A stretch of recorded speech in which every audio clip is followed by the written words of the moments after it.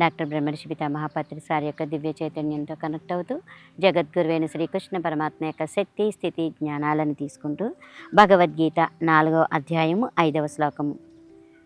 బహూని మే వ్యతీతాని జన్మాని తవ చార్జున తాన్యహం వేద సర్వాణి నత్వం వేంత పరంతపా.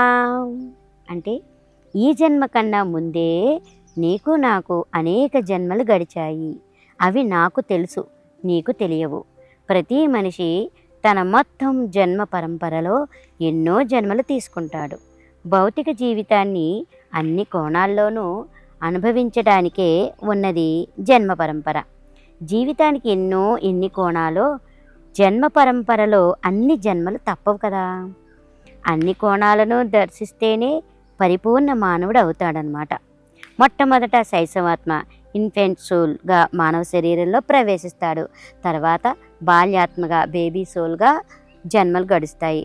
బాల్యాత్మగా నుండి యవ్వనాత్మగా యంగ్ సోల్గా కొన్ని జన్మలు, దాని నుండి ఇంకొన్ని జన్మలలో పరిణితి చెందిన ప్రౌఢాత్మ మెచ్యూర్ సోల్గా, ఆ తర్వాత వృద్ధాత్మ అంటే ఓల్డ్ సోల్గా ఇంకొన్ని జన్మలు, విముక్తాత్మగా మరికొన్ని జన్మల తర్వాత చివరి జన్మగా ఇన్ఫినిటీ సోల్గా మారి ఇంకా జన్మలు లేకుండా చేసుకొని ఈ లోకంలో తన కార్యక్రమాన్ని ముగించుకొని ఇతర ఉన్నత లోకాలకు పోతుంది ఈ సోల్ ఆత్మ. జన్మ పరంపరలోని తుది దశలలో తాను ఎవరో తెలుసుకోవాలని మొదలైన ఒకానొక అజ్ఞాని ఒకానొక జిజ్ఞాసుగా మారతాడు. జిజ్ఞాసు ఒకానొక గురువు ద్వారా ధ్యాన మార్గం తెలుసుకొని ధ్యాన సాధన చేసి ఆత్మజ్ఞానం పొందుతాడు. సదా దేహం వేరు, దేహి వేరు. దేహి అనేక జన్మలు తీసుకుంటుంది. చివరాఖరిగా నేను దేహం కాదు దేహి అని అర్థమవుతుంది. కనుక ఒక యోగికి, ఒక ఆత్మజ్ఞానికి తన జన్మలు తెలుసుంటాయి, ఇతర జన్మలు కూడా తెలుసుంటాయి. యోగి కాని వాడికి ఇవేమీ తెలియవు. కనుకనే అనేకమైన ప్రశ్నలతో సతమతమవుతూ ఉంటాడు. భగవద్గీత 4వ అధ్యాయం 7వ శ్లోకం. యదా యదా హి ధర్మస్య గ్లానిర్భవతి భారత అభ్యుత్థానమధర్మస్య తదాత్మానం సృజామ్యహం. ఓ భరతవంశీయుడా, అర్జున, ధర్మం నశించి అధర్మ పెచ్చుమీరినప్పుడల్లా నన్ను నేనే సృష్టించుకుంటాను.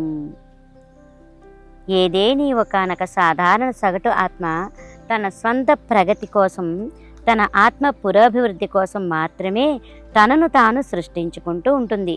అయితే ఒకానొక సగటు ఆత్మ అనేక జన్మల తన పరిణామ క్రమంలో తన స్వంత ఆత్మాభివృద్ధి పూర్తి అయిపోయిన తర్వాత ఒకానొక పరమాత్మ స్థితికి చేరుకున్నప్పుడు ఇక తనను గురించి తాను తెలుసుకోవలసింది ఏమీ ఉండదు. అప్పుడు ఆ పరమాత్మ స్థితిలో లోక కళ్యాణం కోసం అందరి గురించి తనను తాను సృష్టించుకుంటూ ఉంటుంది. అటువంటి ఒకానొక పరమాత్మే శ్రీకృష్ణుల వారు. ఆయనే సృష్టించుకున్నారు.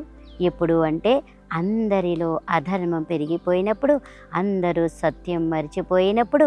ఎందుకు అంటే ఆత్మసత్యాన్ని వాళ్ళందరికీ గుర్తు చేసేందుకు, తద్వారా అందరినీ ధర్మవర్తనులుగా తయారు చేసేందుకు. వేదవ్యాసుడు, యేసుప్రభువు, గౌతమ బుద్ధుడు, వర్తమాన మహావీరుడు, ఇలా ఎందరో పరమ ఆత్మలు అందరూ మళ్ళీ పుడుతూనే ఉంటారు.